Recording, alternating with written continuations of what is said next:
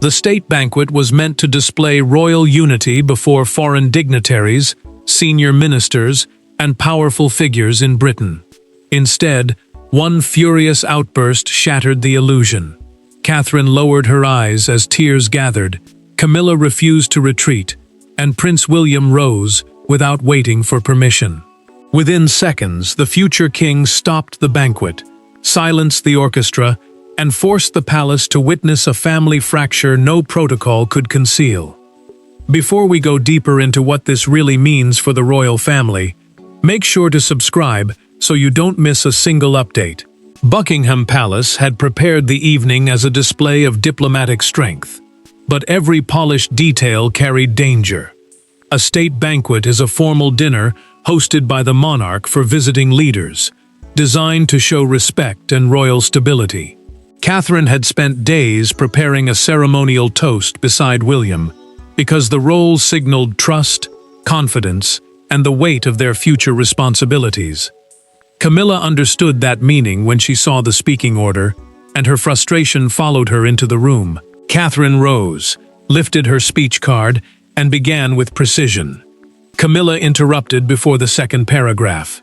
She accused the younger woman of turning every duty into a performance designed to overshadow the queen, then delivered a cutting remark about public sympathy being used as a ladder toward power. The words struck hard. Catherine placed the card beside her untouched glass, pressed her fingers together, and refused to answer as tears gathered despite her effort. William saw the change in her face and moved before anyone else could react. His chair scraped back. He ordered the orchestra to stop, asked the guests to remain seated, and declared that the evening could not continue after such conduct. The prince did not shout, yet the control in his voice made the room feel smaller. Earlier, according to a documented account prepared by a senior aide, he had warned privately that he would end the event if his wife were publicly humiliated. Charles remained frozen at the head of the table. The king knew defending Camilla would deepen Catherine's pain, but silence made his son's intervention look like the leadership left in the room. Camilla stared toward him, waiting for protection that did not come. William guided Catherine away as the palace doors closed behind them. Camilla stayed seated, surrounded by abandoned glasses and stunned faces, finally realizing that the halted banquet had become more than a family scandal. It had become a judgment on her authority. But the outburst could not be understood through one cruel sentence alone, because everyone at that table had arrived carrying a private fear that made the confrontation almost inevitable. Behind the titles, ceremonial smiles, and carefully controlled gestures were four people trapped by very different fears. Catherine feared becoming the cause of another royal division. William feared failing to protect his family when it mattered most. Camilla feared becoming irrelevant before the reign had truly settled, while Charles feared that any choice he made would destroy either his marriage or his bond with his heir. The banquet had exposed them not as symbols of power, but as wounded human beings with nowhere left to hide. Catherine had entered the evening already exhausted. Every public appearance carried fresh pressure, because her return to major royal duties was being watched as proof of strength, ambition, or growing influence. The Princess of Wales is the wife of the heir to the throne, a position that places her near the center of the monarchy's future without giving her freedom from its rivalries. She understood that even a smile could be interpreted as strategy, and even silence could be mistaken for calculation. William noticed the strain before anyone else. Inside a private antechamber, he adjusted her ceremonial sash and told her quietly that she had nothing to prove. The prince knew she felt judged from every direction, and he also knew the reassurance could not remove the danger waiting beyond the doors.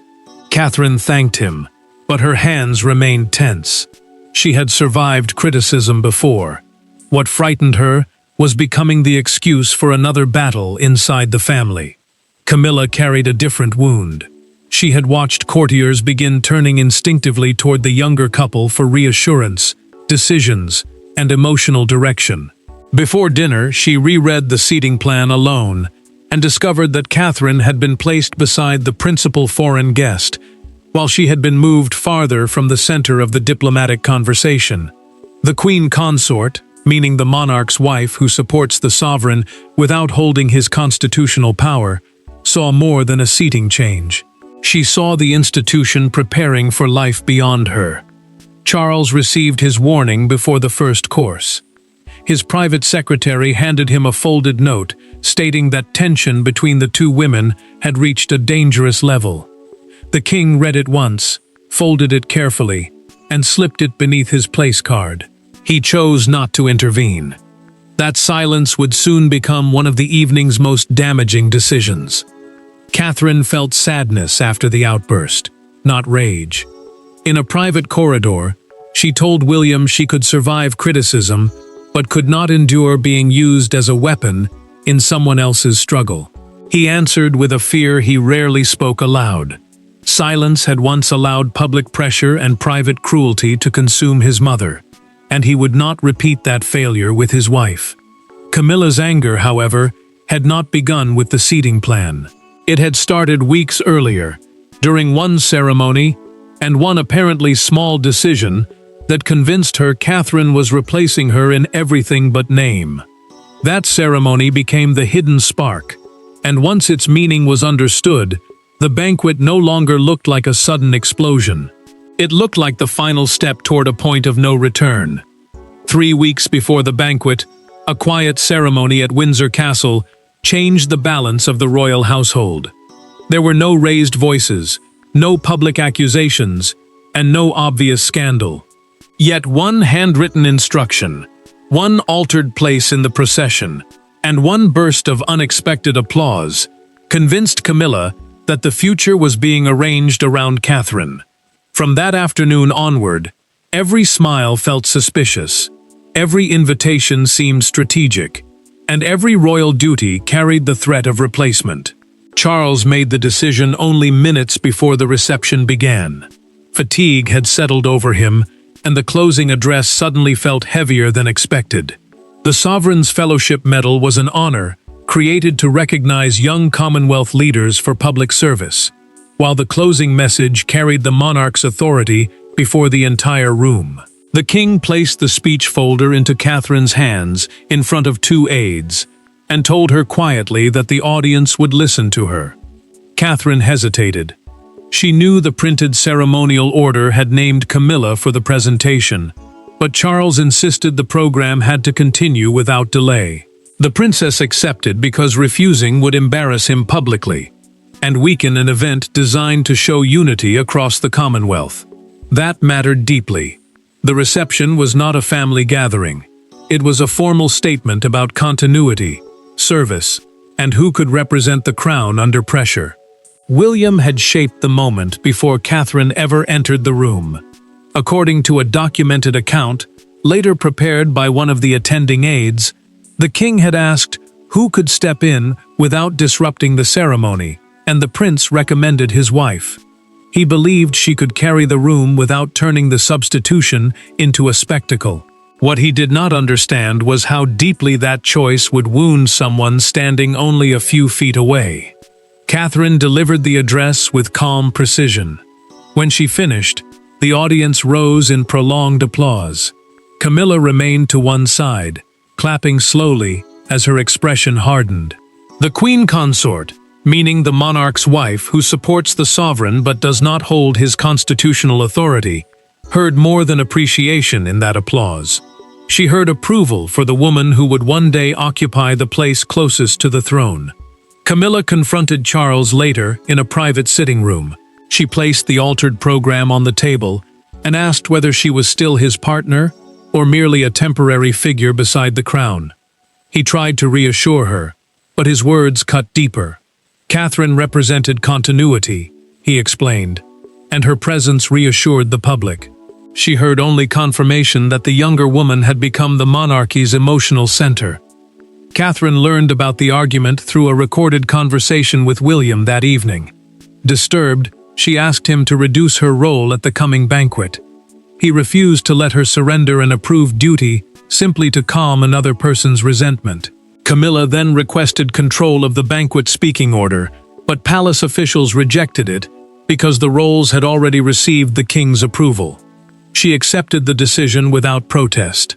Privately, however, she decided she would not remain silent while the future court rose around her. By the time Catherine stood to speak beneath the chandeliers, Camilla was no longer reacting to a toast. She was confronting the future she believed had already begun without her. The banquet may have stopped in the dining hall, but the true confrontation began behind closed doors. With the guests still seated and the orchestra silent, William entered a private reception room where Camilla was already waiting. Catherine stood beside him, shaken, but determined not to disappear, while Charles arrived moments later demanding calm. What followed was not a debate over etiquette. It was a direct struggle over dignity, loyalty, marriage, and who possessed the right to shape the monarchy's future. William closed the door and placed both hands on the back of a chair. He told Camilla that her words toward Catherine had crossed a boundary that would not be ignored. The reception room was meant for private conversations away from formal events, but now it had become the place where royal authority itself was being challenged. The prince kept his voice controlled because foreign guests remained only rooms away, and any raised argument could deepen the diplomatic embarrassment already unfolding. Camilla refused to apologize. She insisted that she had defended the dignity of the crown against a carefully managed campaign designed to make Catherine appear more regal, more sympathetic, and more indispensable. The Queen said every changed program, prominent seat, and public speech pushed the younger woman closer to the center, while leaving her own role hollow. Her anger was personal, but the fear beneath it was unmistakable. Catherine spoke through the tears she had tried to hide. She told Camilla she had never asked to replace anyone, and had repeatedly reduced her duties to protect peace inside the family. The princess reminded her that she had even asked William to remove her from the banquet speaking order. She had not wanted another contest. She had wanted one evening without suspicion. Camilla struck back with the cruelest accusation yet. She claimed Catherine used silence, vulnerability, and public affection as weapons more powerful than open ambition. William stepped between them before his wife could answer. He said the banquet had been halted because cruelty could not be protected by rank, and any further public humiliation would bring formal consequences. Charles finally intervened. He asked his son to remember that Camilla was queen, a title belonging to the monarch's wife, and carrying the highest ceremonial position beside him. William answered that the title demanded discipline, not immunity. The words stunned the king. He reached toward the chair as if preparing to sit, then stopped and remained standing, unable to place himself fully beside either his wife or his heir. Outside the room, a palace equerry heard the future king order Camilla removed from the remaining banquet program, and from the next morning's diplomatic reception. An equerry is a senior royal aide who manages official duties and carries instructions between members of the household. The order meant her exclusion would become operational, not merely emotional. Camilla turned directly toward Charles. Her voice lowered as she asked whether he intended to allow his son to punish her inside her own household. The king did not answer immediately. Yet his response would determine far more than one evening's schedule, because beneath the confrontation lay a harder question: who truly possessed the power to enforce William's decision? Stopping the banquet looked like an act of emotion, but keeping it stopped required power. Within minutes, palace officials were forced to decide whether William had simply defended his wife or exercised authority that already belonged to the next reign. Charles remained sovereign. Camilla remained queen. Yet the future king had taken control of a state occasion before diplomats and ministers. The palace now faced a dangerous truth. Ceremonial authority was beginning to move before the crown itself had changed hands. William had no automatic right to cancel the dinner alone. A state banquet is an official event hosted by the monarch for visiting leaders, making its continuation a decision tied directly to the crown. Yet the prince was also the senior royal, responsible for Catherine's participation, and one of the monarchy's principal representatives. His withdrawal created an immediate crisis, because the evening could not continue normally without the couple whose presence had become central to its diplomatic purpose. The Lord Chamberlain received the instruction in a side corridor, and stopped with a folder pressed against his chest. As the senior official responsible for organizing major royal ceremonies and household events, he needed to know whether the order carried the king's approval. William answered with controlled precision. Charles had witnessed the conduct, heard the cancellation, and had not reversed it. That silence forced officials to treat the shutdown as valid, unless the sovereign explicitly commanded otherwise. Charles sat alone for several minutes, in a small withdrawing room. He removed his glasses, studied the revised program, and understood the trap closing around him. Restoring Camilla would publicly overrule his son, deepen Catherine's humiliation, and suggest that rank mattered more than the behavior witnessed by the guests. Allowing the cancellation to stand would leave his wife exposed and confirm that William's influence had moved beyond ceremonial appearances. Catherine quietly asked William not to turn her pain into a constitutional contest. He showed her the written authority already granted to manage the Wales household's participation in royal events, meaning he could withdraw them both, even if the banquet technically resumed. The prince told her the insult had stopped being private the moment it was delivered before representatives of the state. Her tears were personal. The damage to the crown was not. Charles summoned his private secretary and authorized the cancellation to remain in force. He refused to call it punishment, describing it instead as a necessary pause to protect the dignity of the monarchy. The distinction mattered to him, but it offered Camilla little comfort. Camilla received the decision without raising her voice. She removed one glove, placed it carefully on the table, and whispered that silence had now become Charles's choice. Moments later, palace staff received a second instruction. She would not attend the diplomatic reception the next morning. The decision was now official enough to reshape the next day. And when dawn reached the palace, every member of the family awoke to a new reality none of them could pretend was temporary. By morning, the banquet hall had been cleared, the flowers remained untouched, and the official photographs had been withdrawn. Yet the emotional damage could not be removed so easily. Catherine woke, knowing the world would soon learn she had cried. William faced accusations of overstepping. Charles confronted the cost of refusing to defend his wife publicly.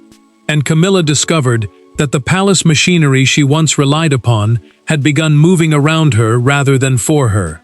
Catherine sat beside an unopened breakfast tray, replaying the insult until every word felt sharper than before.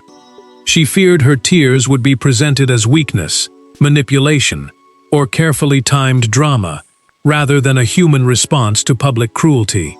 William entered carrying the morning briefing, a document summarizing press risks, official engagements, and urgent decisions for senior royals. He told her no palace statement would mention her distress. She answered that silence could not protect her when hundreds of guests had watched her face change. Camilla had already dressed for the diplomatic reception when an aide arrived with the revised schedule. The gathering was intended to continue formal discussions with the visiting delegation and reassure them that the monarchy remained stable after the disrupted dinner. The Queen listened as she was told her car had been removed, her name deleted from the receiving line, and her place reassigned. She dismissed the aide, closed the door, and remained standing in full formal dress before a role she was no longer permitted to perform. Charles visited her privately and promised the exclusion would last only until tempers settled. Camilla accused him of sacrificing her to protect William's image. She asked whether he would have tolerated such defiance from any other member of the family. The king tried to separate punishment from necessity, but she heard only retreat. He had preserved the institution by allowing his wife to absorb the humiliation alone. 3 senior household officials then submitted documented accounts of the banquet exchange. Each statement agreed on two facts. Catherine had not provoked the confrontation, and Camilla had continued speaking after being asked to stop. Their evidence mattered, because the crisis could no longer be dismissed as a private misunderstanding. It had become a witnessed failure of conduct during an official event. William met the diplomatic delegation without Catherine. The prince carried the reception alone because she refused to turn her pain into a performance of forced unity. Meanwhile, Charles read every account and circled one sentence describing Camilla's final remark. He set down his pen. For the first time, he recognized that the outburst had been more deliberate than he wanted to believe. Catherine made her decision before midday. She asked for a private meeting with Camilla, with no husbands, advisors, or palace officials present. For the first time since the banquet, the conflict would move beyond titles and household power, leaving two women alone with the words that had wounded them both. There were no aides in the room, no prepared statements, and no husbands waiting to intervene. Catherine entered carrying neither notes nor accusations. Camilla remained beside the window, guarded but visibly tired. For years, both women had spoken through protocol, schedules, and carefully managed appearances. Now the protection of rank had disappeared. What remained was a wounded future queen, facing a threatened present queen, with one final chance to prevent resentment from becoming permanent destruction. Catherine closed the door herself and chose the chair directly opposite Camilla. Clarence House is the royal residence used by the king and queen for private work and family meetings. But this conversation carried no official protection. She ignored the formal seat near the fireplace because distance would only allow both women to hide behind rank. The princess wanted the truth placed between them without courtiers softening it or husbands turning it into a contest of authority. Catherine spoke first. She said the insult had hurt not because it challenged her public role, but because it turned her illness, restraint, and family struggles into evidence of ambition. She had fought to return with dignity, not to gather sympathy. Camilla answered defensively, arguing that she had spent years watching public affection lift the younger woman, while every mistake of her own was treated as proof that she had never belonged. Catherine acknowledged the fear, but refused to carry it. She told Camilla that surviving public pressure did not mean she had designed the comparison between them. The future queen had reduced duties, declined attention, and stepped back repeatedly, yet every retreat had only created another accusation. She would not apologize for being trusted, and she would not make herself smaller to protect someone else from insecurity. Camilla's resistance finally broke. Through a private recorded account later preserved by a household aide, she admitted the applause at Windsor had frightened her, because it sounded like a farewell to her relevance. The queen confessed that the banquet outburst had been intended to stop Catherine's momentum before it became irreversible. The admission changed the room. What had appeared as anger now stood exposed as fear sharpened into cruelty. Catherine answered with quiet force. She said the monarchy could not survive if one woman's dignity required another woman's humiliation. She would not seek revenge, but she would no longer accept pain as the price of peace. Camilla removed a ring and turned it slowly between her fingers. She finally acknowledged that Catherine had done nothing to deserve the attack. The queen offered a private apology and accepted temporary withdrawal from major joint engagements. Her apology was accepted, but forgiveness came with a warning. Trust would return only through changed behavior. William waited outside. Catherine emerged alone and told him the matter was not healed, but the battle was over. Yet beyond the palace walls, one interrupted toast was already becoming a national judgment on the monarchy. The palace attempted to contain the banquet crisis with a brief announcement about an unexpected interruption, but too many people had witnessed the truth.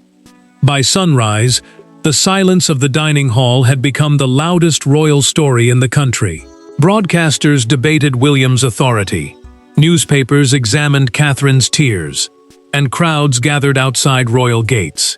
The monarchy had survived scandal before, but rarely had its internal struggle been exposed through one moment so immediate, human, and impossible to disguise.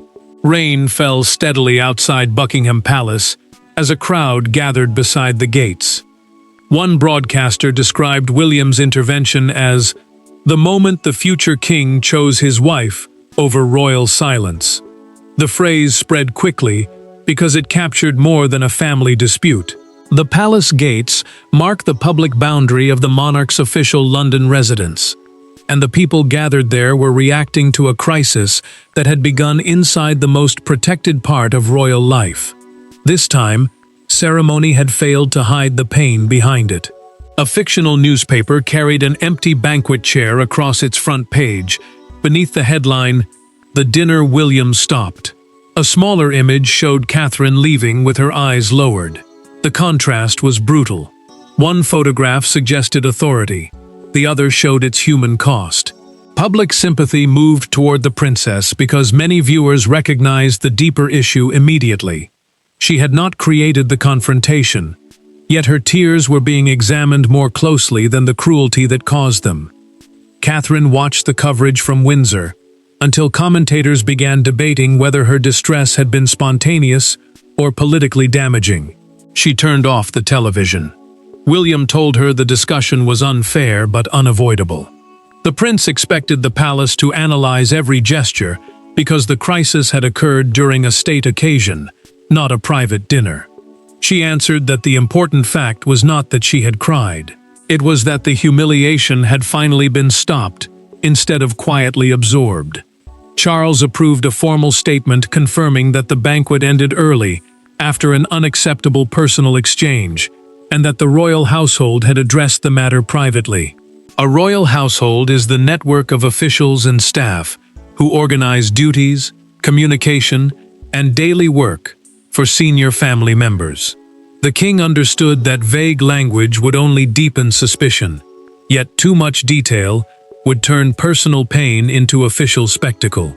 Camilla accepted responsibility through a separate written message expressing regret for words spoken in anger. She did not blame pressure or defend her intentions. Charles read both statements before release and removed one sentence attempting to explain her motives. He knew explanation would weaken the accountability she had finally accepted. Public praise focused on Catherine's restraint and William's refusal to protect cruelty through ceremony. Yet one question remained. The palace was preparing a final family appearance, and only that moment could prove whether the resolution was genuine or another carefully arranged performance. The public had heard the apology, but only one final act could reveal what the halted banquet had truly changed. 1 week after the banquet, the royal family entered the palace chapel without an orchestra, diplomatic audience, or glittering display of power. The gathering was deliberately small. Catherine walked beside William, composed but no longer pretending that nothing had happened. Camilla arrived separately and paused before taking her place. Charles watched all three of them with the knowledge that his silence had nearly deepened the fracture. This time, the monarchy would not survive by concealing the wound. It would survive by naming it. Camilla moved before the chapel service began. In full view of the immediate family, she approached Catherine, took her hand, and repeated the apology first offered during their private meeting. The palace chapel is a place reserved for worship and intimate royal occasions, making the exchange more personal than any public statement. The Queen did not defend her anger or ask for instant forgiveness. She admitted that fear had driven her to attack someone who had done nothing to deserve it. Catherine accepted the apology without embracing her or pretending that closeness had suddenly returned. She answered calmly, because forgiveness had been offered, but trust still had to be rebuilt through conduct. William remained silent and stepped back, allowing his wife to control the moment. The prince did not claim victory. His decision to halt the banquet had never been about overpowering Camilla. It had been about ending the belief that rank could protect cruelty. Charles later asked his son to speak privately. The king admitted that he should have stopped the outburst before William was forced to act. Through a documented account prepared after their conversation, he acknowledged that neutrality during cruelty becomes a choice in favor of the person causing harm. His hesitation had not preserved peace. It had allowed the wound to deepen before someone else found the courage to intervene. William told his father that the monarchy could no longer demand emotional sacrifice from the women who served it. The future king reminded him that the institution had already witnessed what silence, pressure, and isolation could do. Protecting appearances while a family member suffered was not loyalty. It was failure disguised as tradition. Camilla accepted the lasting consequences. She temporarily withdrew from joint engagements with Catherine and agreed to a revised household protocol, a formal set of working rules preventing unapproved interruptions during speeches and ceremonies. The Queen began rebuilding cooperation without competing for every prominent place. Catherine returned to public duty on her own terms.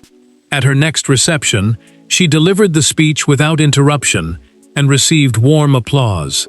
She accepted it not as a victory over Camilla, but as proof that dignity had survived humiliation. William's shutdown did not weaken the crown.